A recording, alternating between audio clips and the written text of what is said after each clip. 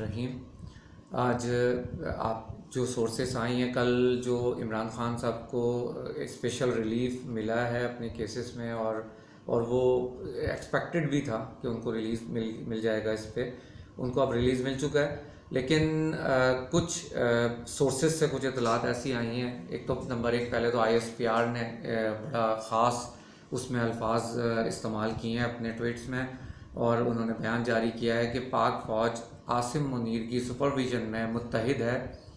اور کسی corps commander نے یا کسی جنرل نے، کسی آرم فورس نے ڈس اوبے ابھی تک ان کو نہیں کیا ہے۔ لوگ یہ اڑا رہے ہیں، افواہیں اڑ رہی ہیں مارکیٹ میں کہ آرمی چیف کی لوگ سن نہیں رہے، ان کی بات نہیں چل رہی، اور ان کو کوئی مان نہیں رہا، یا ان کے جنرلز کی کوئی آپس میں ایک دوسرے کے ساتھ کوئی ہے، کسی ایک سیاسی پارٹی سے تعلق ہے۔ کوئی بھی جنرل کسی بھی سیاسی پارٹی سے تعلق نہیں رکھ سکتا۔ دوسرا، ایک تو یہ بیان آیا ISPR کی طرف سے جو بڑا لمحہ فکریہ تھی کہ آرمی چیف کو کے بارے میں یہ بتانا پڑا ISPR کو کہ آرمی چیف کے سپرویژن میں تمام آرم فورسز وہ یکجا ہیں اور متحد ہیں۔ دوسرا، آج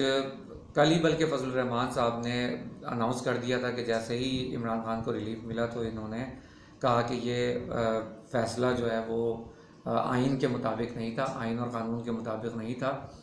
کیونکہ ان کے خیال میں یہ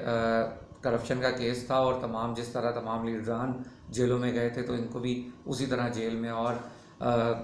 ریمانڈ میں جانا چاہیے تھا۔ اینی ہاؤ، انہوں نے لیکن اس کے اگینسٹ جو ہے نا وہ پورا امن احتجاج کی اپیل دی ہے۔ آج 13 مئی ہے، آج پھر ان کا ایک بہت بڑا ایک بیان آیا میڈیا میں کہ آپ کل تمام لوگ کارکنان لوگ منڈے کو مارننگ کو صبح، یعنی کہ 15 مئی کو مارننگ 9 بجے انہوں نے شارع دستور پر سب کو کال کیے، اور سپریم کورٹ کے سامنے پرامن احتجاج کی انہوں نے اپیل کی ہے۔ یہ دو چیزیں ایسی ہیں کہ ایک وقت میں ISPR کا اس طرح کا ٹویٹ ہو جانا، اس طرح کا بیان آ جانا، اور دوسری طرف سپریم کورٹ کے آگے دھرنا دے دینا، یہ ایک سوچ کو جنم دیتا ہے۔ اس سے یہ پتہ چلتا ہے کیونکہ یہ جو موو ہے، یہ والا جو موو ہے، یہ کوئی انڈیپینڈنٹ موو نہیں ہے یا انڈیویجول موو نہیں ہے، یہ موو ایسا لگتا ہے کلیکٹیولی لوگ آگے بڑھ رہے ہیں۔ اینی ہاؤ، اللہ تعالیٰ پاکستان کی امن و سلامتی رہے پاکستان میں، اور امن رہے پاکستان میں، اور جو لوگ چاہتے ہیں شرپسند عناصر، جنہوں نے پاک فوج کو کور کمانڈر لاہور کا جو گھر، یعنی کہ سمجھیں قائد اعظم ہاؤس تھا جس کو کہہ سکتے ہیں، اس کو جو حال کیا، اور اس طرح GHQ میں اٹیک ہوا، اور بھی جگہوں پر جو چند 100 عناصر ہیں جن کے بارے میں گورنمنٹ نے،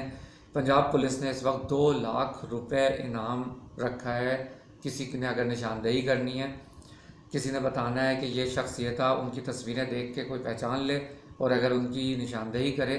تو پنجاب پولیس کی طرف سے 2 لاکھ انعام بھی ہے ان لوگوں پہ جنہوں نے کور کمانڈر لاہور کے گھر پہ غدر مچایا تھا اور ہنگامہ آرائی کی تھی۔